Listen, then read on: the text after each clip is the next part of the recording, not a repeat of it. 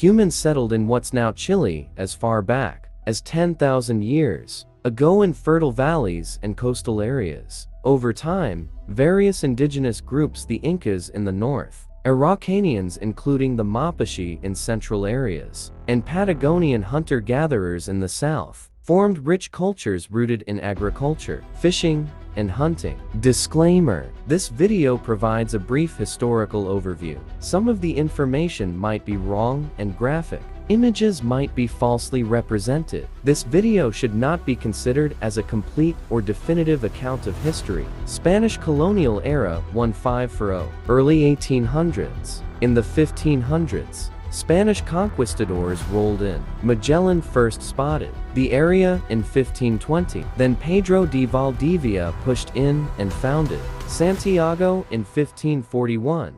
Chile became part of the Spanish Empire for almost 3 centuries. Indigenous resistance, especially by the Mapuche, was fierce and lasted for centuries. Independence and early republic. 1810–1891. Chile began moving toward independence around 1810, declaring its first autonomous government on September 18. After a few years of conflict with Spain, independence was sealed by 1818. In the 1832, Diego Portales helped centralize power under a strong constitution that held for nearly a century. Chile also grew economically, expanding its territory and securing stable governance. Early 20th century and political shifts. As the 1900s rolled in, the middle and working classes gained strength.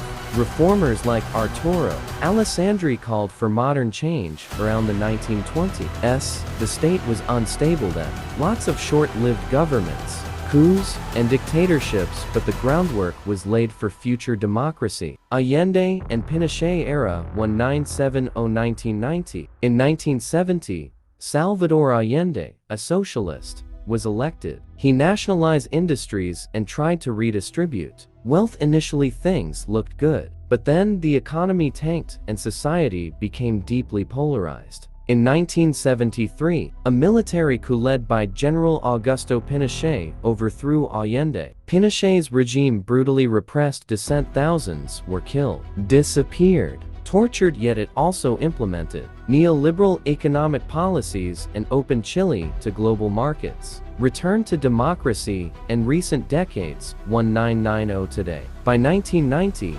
Chile began its transition back to democracy with President Patricio Aylwin. In the following years, governments worked to reconcile the past, passing Truth and Reconciliation commissions and reforming parts of the Constitution. Chile saw continued democratic growth and economic expansion, with leaders like Ricardo Lagos, Michelle Bachelet, the first female president, and Sebastián Piñera taking office in turn. Social movements in recent years sparked constitutional reform talks, though attempts to write a brand new constitution were rejected in a referendum. Chile's youngest president, Gabriel Boric, took office in 2022, calling for reform and justice, while dealing with Chile's persistent social inequalities. Please subscribe.